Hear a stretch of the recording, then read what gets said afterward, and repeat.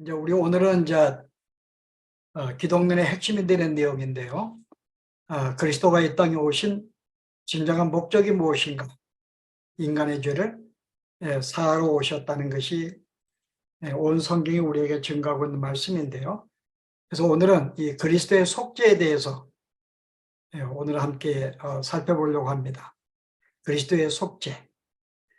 자, 하나님이 우리를 그리스도를 통해 속죄하신 이 속죄의 동기는 뭘까요? 속죄의 동기는 오늘 봉독한 내용대로 5절에 뭐라 그래요? 그 기쁘신 뜻대로 하나님의 기쁘신 뜻에 의해서 우리를 속죄하셨다고 성경은 이야기합니다. 우리는 보통 어떻게 알고 있어요? 이 속죄에 대해서요. 속죄 보통 어떻게 알고 있는가요?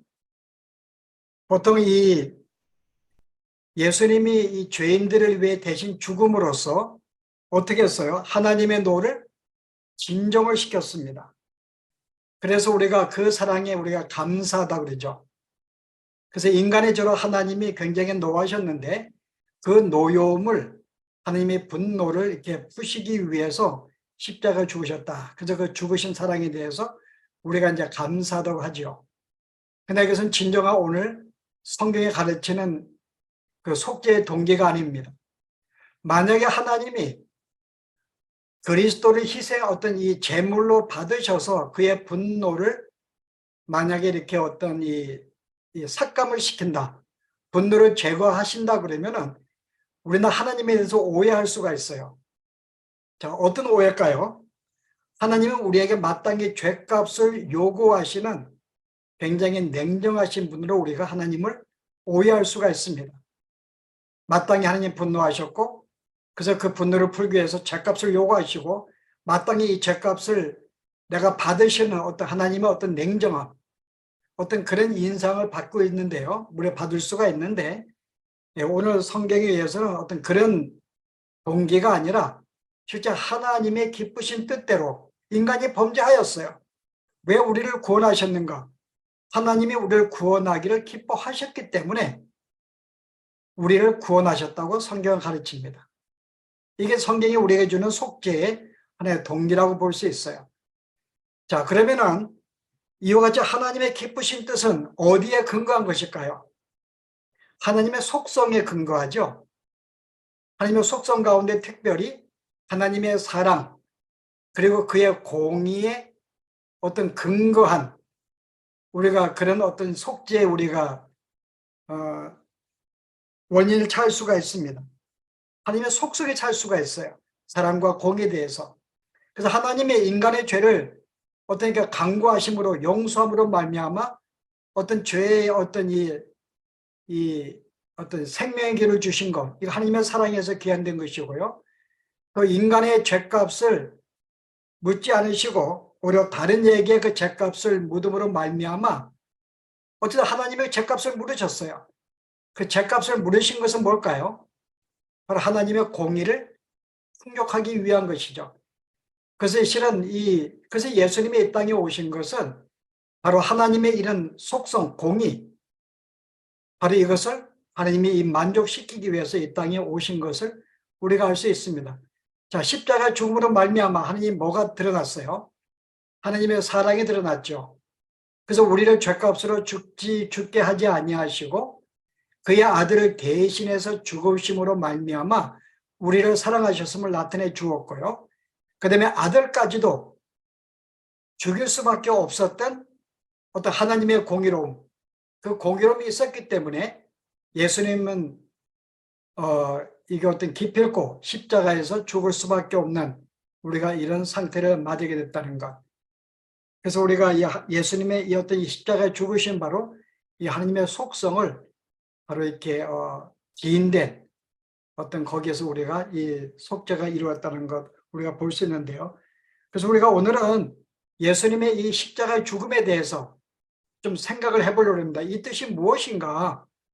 과연 예수님이 우리를 속죄했다는 이 내용이 어떤 뜻을 가지고 있는가? 속죄에 대해서요. 우리는 보통 서양 사람들은 어떻게 생각해요?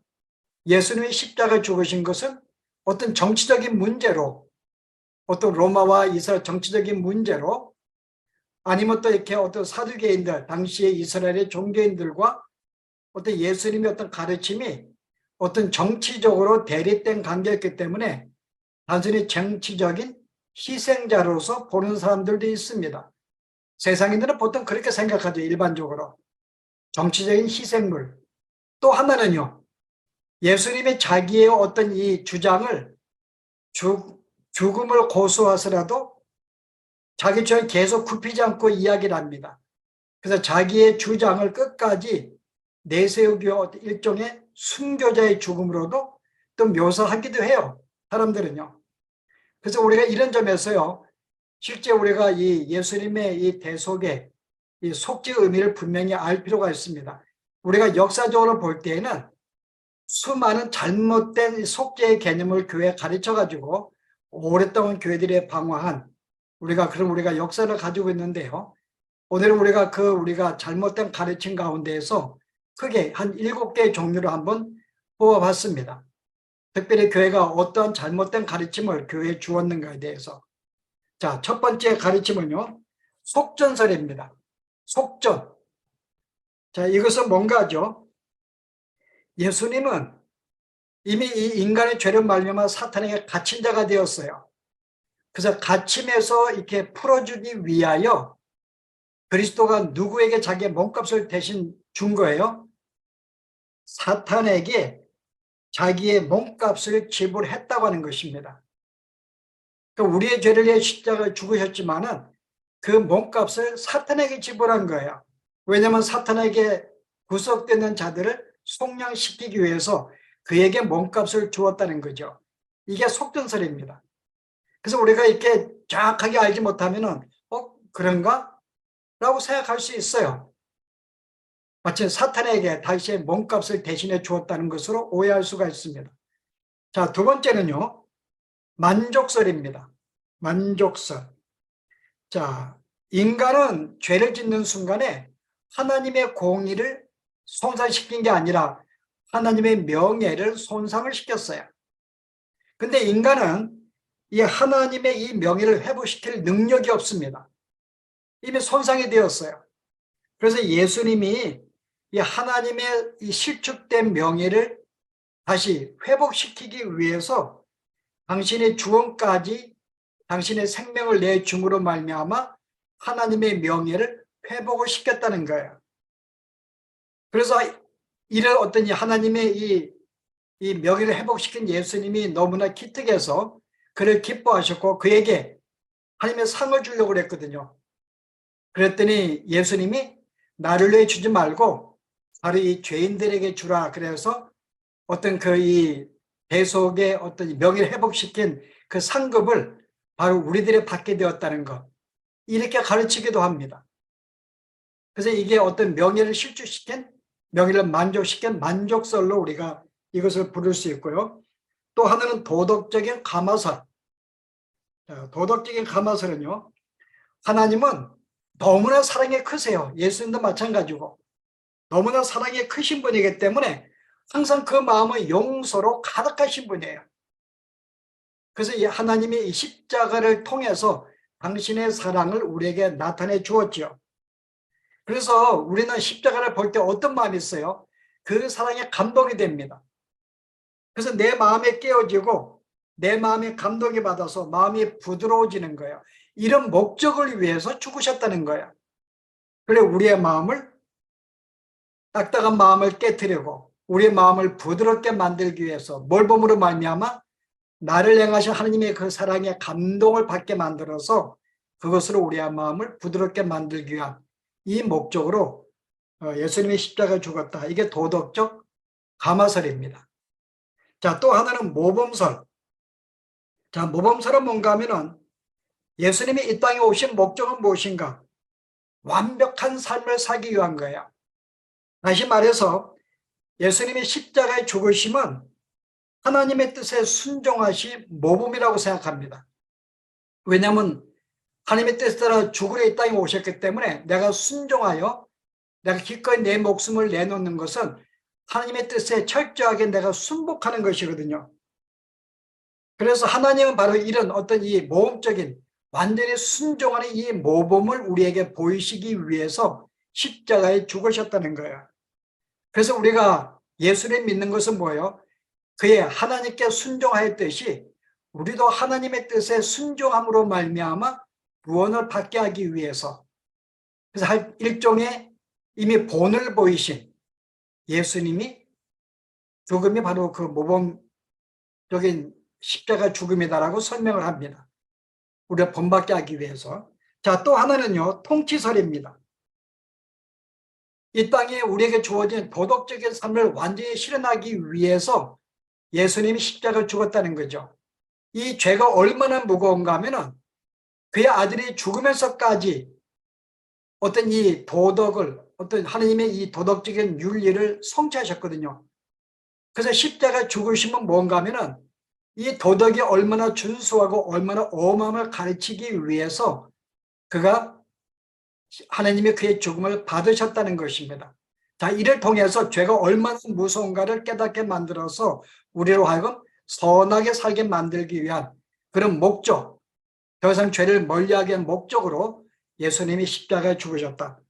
우리가 성경을 결을 잘 분명히 알지 못하면 다 그럴싸해요. 일리가 있는 것 같기도 하고, 그러나 이 모든 것은 잘못된 가르침들이죠. 또 하나는 신비설입니다. 자, 신비설은 예수님이 십자가에 죽으셨는데요. 그 전에 예수님이 이 땅에 인간의 몸을 취하고 오신 그리스도의 인성이 완전치 않다고 하는 거예요. 예수는 완전치 않았어요. 그 인성은요. 근데 인성이 아직도 이 죄된 상태에 있었지만은 누구로 말미암아? 성령으로 말미암아 항상 그 죄가 감추어졌어요. 제거가 되었습니다. 성령의 도우심으로 말미암아. 그 나중에 예수님의 십자가의 죽음으로 말미암아 완전히 그의 죄를 제거함으로 말미암아 완전한 인성이 되신 것이죠. 그래서 그 인성이 바로 하나님과 결합이 된 거예요. 이때 예수님은 인류를 변화시키는 하나의 누룩으로 오셨고 그를 통해서 우리의 삶이 변화가 되고 구속이 된다는 가르침입니다. 자, 마지막 하나는요, 대리 회개설입니다. 대리 회개설. 이게 마지막인 교회의 또 잘못된 가르침인데요. 인간은 죄에 대해서 완전한 참된 개념을 갖지 못해요. 죄가 무엇인지 온전히 알지 못합니다. 그렇기 때문에 인간은 참된 회개를 할 수가 없는 거예요. 죄가 무엇인지 모르니까는 참된 회개를 할 수가 없다는 거죠. 근데 하나님이 우리들을 용서하기 위해서는 참된 회개가 필요하거든요. 그러면 인간은 참된 회개를 할 수가 없어요. 왜냐하면 이 죄에 대한 참된 개념을 가지고 있지 못하기 때문에요. 그래서 주님이 우리 대신 참된 회개를 하셨다는 것입니다. 어떻게요? 당신의 목숨을, 당신의 생명을 내줌으로 말미암아 인류를 대신해서 참된 회개를 했다가는 거죠. 그래서 이를 통해서 어떤 죄의 무서움을 알게 하고 바로 우리를 어떤 돌이키게 만들었다는 것. 그래서 예수님이 십자가에 죽으신 것은 인간을 대신해서 참된 회개를 하시기 위해서 십자가에 죽으신 것이다. 바로 이런 것들의 교회사를 볼 때에 그게 교회들에게 잘못된 가르침을 주었던 학설들입니다. 그러면 성경은 우리에게 뭘 가르치고 있는가? 성경은 이런 모든 것들을 다 배제합니다. 오늘 하나를 가르쳐요. 그게 대속설입니다. 대속. 예수님 십자가에 죽은 우리 죄를 사하시기 위해서 우리의 죄를 대속했다는 거죠. 이 대속설이 바로 성경의 가르침입니다. 그래서 잠깐 우리가 알고 있는 거지만은 다시 한번 대속설이 무엇인지 조금 우리가 정리할 필요가 있는데요. 자, 대속은 뭐죠?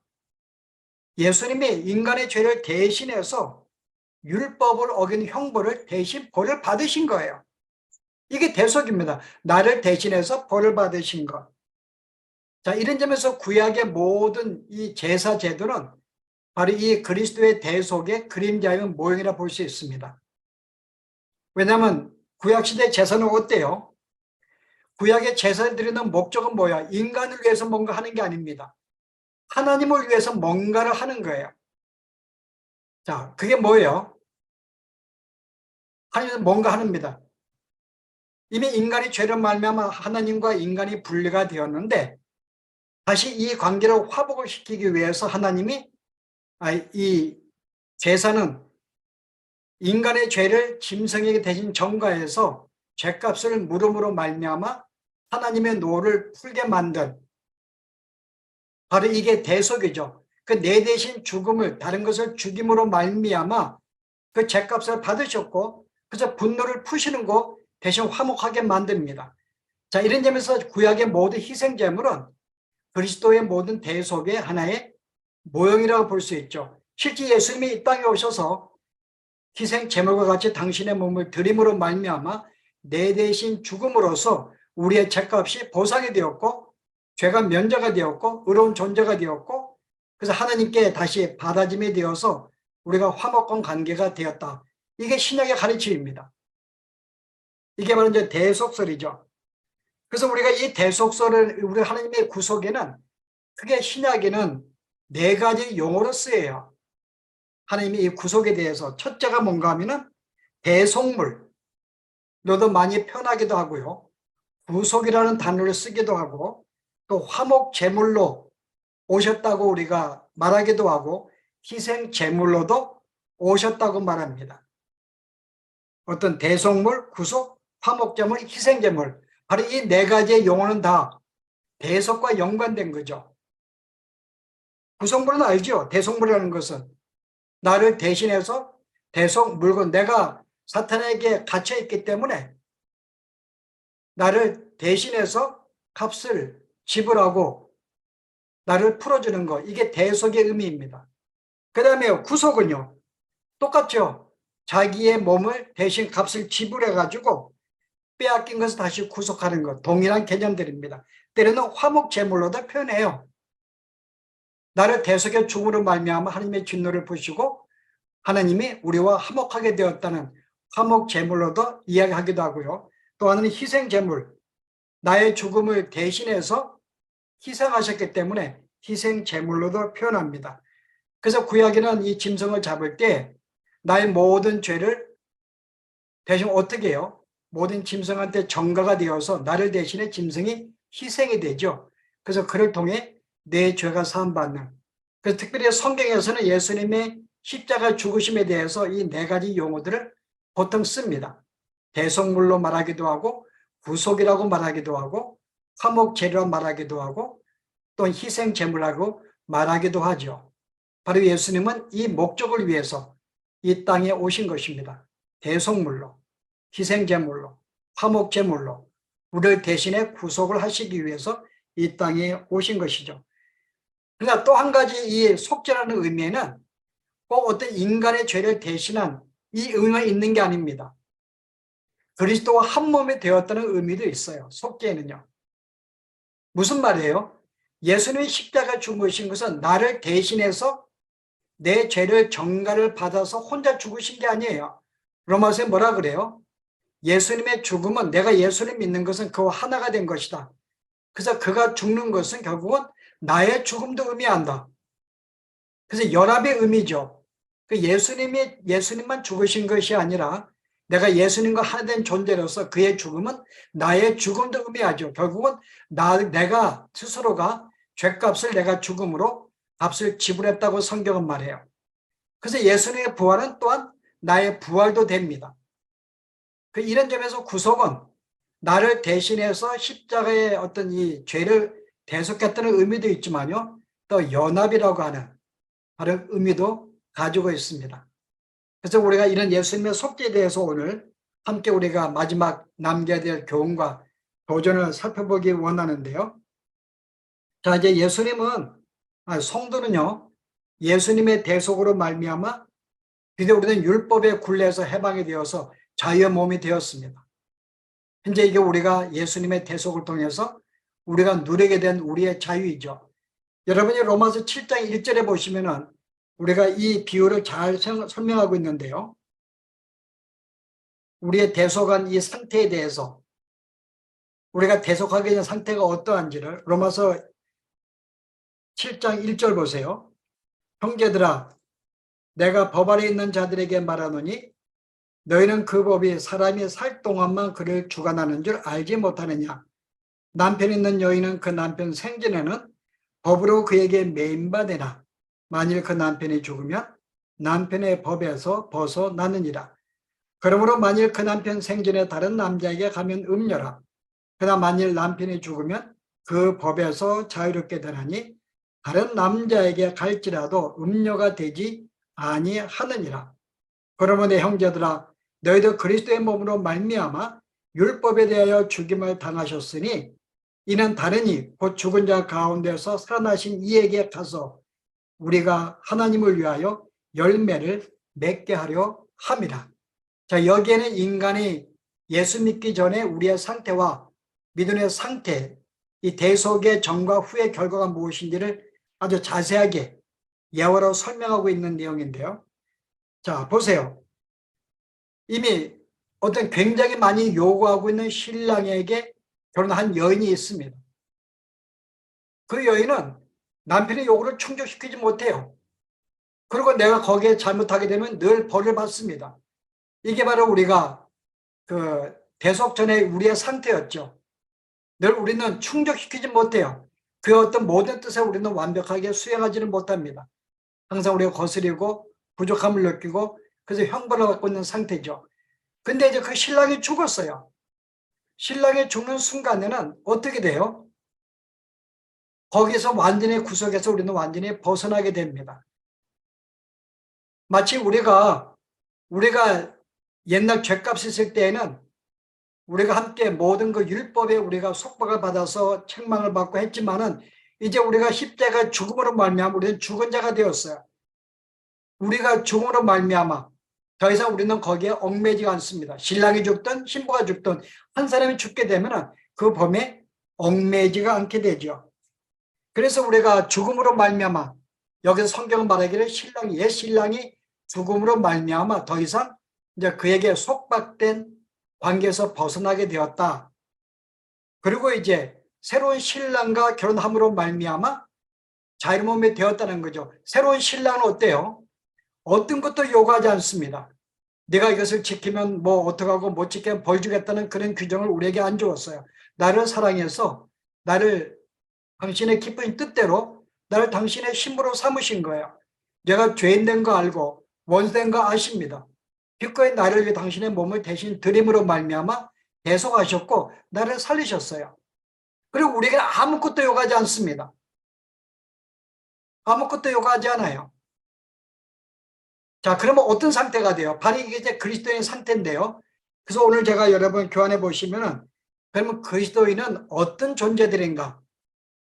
제가 네 가지를 제가 정리해 주었는데요. 첫째 뭐요? 그리스도인이 되기 전에 우리가 새로운 신랑을 만나기 전에 옛 신랑과 함께 있을 때에는 늘 그것을 어기면 벌을 받게 되어서 늘 긴장 속에 늘 두려움 속에 살게 되었던 자. 이게 예수 믿기 전의 상태였습니다. 자, 이제 새 신랑을 맞이할 때는요. 지금은 어떤 것도 요구하지 않기 때문에 이제 신랑 안에서 참된 평강, 자유, 기쁨을 누리고 살고 있는 자가 되었습니다. 그리고 가로 그 신랑이 요구하지 어떤 이 요구한 규정을 어기고 산다 할지라도 이건 뭔가 하면은 우리가 옛 신랑을 통해서 보통 이 남편들이 요구하는 것을 배웠어요. 보통 아내가 뭘 할지 우리가 대강 배웠습니다. 새로운 신랑을 맞이했을 때 나이가 어떤 것을 요구하지 않는다 할지 우리 기본적으로 아내 역할이 무엇인지를 알고 있습니다. 그럼 우리가 그 규정을 내가 어겼다 할지라도 거기에 그가 어떤 마음속에 내 역할을 못했다 할지라도 우리는 어때요? 그것을 어떤 형벌도 받지 않는 자가 되었다. 이게 그리스도인을 의미합니다. 그리고 때로는 내가 그것을 어겼다 할지라도 내가 어떤 아내의 역할을 감당하지 못하고 신랑의 요구를 내가 충족시키지 못했다 할지라도 우리는 어떤 상태에 있어요? 형벌을 받지 않지만은 우리는 어떤 마음이 있을까요? 뭔가 그런 어떤 신랑이 뭔가 다하지 못한 어떤 도리를 다하지 못한 어떤 마음속의 부족함, 허물은 느끼며 사는 자라는 거죠. 이건 우리에게 있어요. 아, 내가 이것을 부족하게 못했구나. 형벌은 받지 못하지만은 우리가 어떤 부족함에 대해서 항상 그것을 인식을 하고 내 어떤 허물을 내가 인식하며 사는 자인 것. 이것이 바로 성도의 상태라고 볼 수가 있죠. 자, 이제 우리는 자유 몸이 되었습니다. 누구도 우리를 구속하지 않아요. 형벌도 없습니다. 자, 그러면 이제 우리에게 주어진 마지막 우리가 해야 할 일이 뭔가 하면은 사탄의 이 사실을 용납하지를 않아요. 내가 대속을 받아 하나님의 자녀가 되었고 이거 어떤 구원받은 자유인이 되었다는 사실을 사탄은 계속 우리로 하여금 속이기를 원합니다. 그래서 아까 7가지의 잘못된 가르침과 같이 계속 교묘하게 예수 십자가 죽으심을 왜곡을 시켜서 우리로 하여금 바른 신앙을 갖지 못하고 잘못 믿게 만들죠. 그래서 구원을 이루지 못하게 만듭니다. 문제는 사탄이 계속 우리를 공격한다고 하는 거죠. 그래서 우리의 대속 사역을 잊게 만들고 사는 것입니다. 여러분이 이미 창세기 3장 15절에 이미 예수님의 대속으로 말미암아 이미 우리가 구원받는 사실을 이미 하나님이 이미 예언해 주셨어요. 그렇죠? 그러면은 그때부터 사탄은 계속해서 이 사역을 방해할 것입니다. 그러면 결국은 아브라함의 후손으로 올 메시아에 대해서 후손이 탄생하지 못하도록 구약에서는 계속 방해를 해왔겠죠. 특별히 누구로 하여금 범죄하게 만들었을까요? 그리스도의 조상, 유다, 다윗 이런 자들로 계속 범죄하게 만들었죠. 그래서 그런 말 다시 마치 예수님은 탄생하지 못하도록 하나님이 그 약속을 취소하게 만들도록 그들의 죄로 말미암아 계속 공격을 하였습니다. 그런데 예수님이 오셨어요. 자, 오실 때에도 계속 사탄은 방해합니다. 탄생하자마자 어때요? 헤롯을 통해서 그 당시 태어난 모든 아이들 다 죽임으로 말미암아 예수님도 죽여서 대속을 못하게 만들려고 했죠. 그러나 하나님이 그를 보호하셨고 예수 그를 성장시키셨습니다. 자, 십자가에 이제는 그가 지식의 공생을 시작할 때요. 사탄은 계속 방해하죠. 이미 우리는 알고 있어요. 3가지 시험이라든지 십자가를 제자들이 못 지게 한다든지 십자가에 달렸을 때 내려오게 한다든지 계속 십자가를 못 지게 만들어줍니다. 근데 십자가를 치셨어요. 왜냐하면 그것만이 인간을 대속해서 우리 죄를 사할 수가 있고 우리를 의인으로 만들 수가 있기 때문에요. 그러면 지금은 사탄이 우리에게 하는 마지막 유혹은 뭘까요? 이미 십자가에 달려서 돌아가셨고 대속은 이루어졌습니다. 그럼 우리에게 하는 마지막 우리의 유혹, 미혹은 뭘까요? 그 대속의 사실을 잊고 살게 만드는 것입니다. 대신 어떻게 살게 해요? 늘 내가 하느님 앞에 나의 의를 가지고 내가 주 앞에 충성으로 말미암아 내 행위로 말미암아 계속 살게 만듭니다.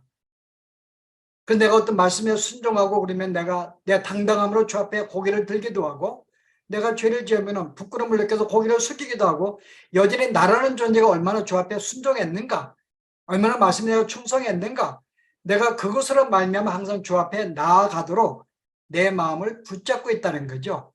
이게 사탄의 우리 지금 유혹입니다. 그래서 우리는 우리의 삶 가운데 십자가의 사실, 대속의 사실을 잊어버리고 살게 만들죠. 우리의 삶 가운데에서 제가 뭐 일전에 한번 여러 가지 좀 이야기를 했지만요. 일단은 이렇게 설교 강단에서 십자가의 설교 없게 만듭니다. 어떤 대속의 문제 이런 거 이야기하잖아요. 요즘에 거의 모든 설교가 뭐예요? 성도들이 어떻게 살아야 되는가? 빛으로 살아야 된다. 바르게 살아야 된다. 왜 형제가 다투는가? 사랑을 보여야 된다. 용서해야 된다. 희생해야 된다. 그래서 어떤 인간의 도덕적인 것, 어떤 그런 모범적인 삶, 이런 삶을 계속 강조하죠. 그래서 우리 성경을 볼 때 인간의 행위에 대해서 어떻게 바르게 살 것인가에 대해서 세상에 빛이 되고 소금이 되는 그런 삶을 굉장히 강조하죠. 대부분의 교회들이 그래요. 제일 먼저 설교자의 마음속에 들어가고 이 가르침에 그렇게 들어가서 십자가의 도를 가르치게 못하게 만듭니다.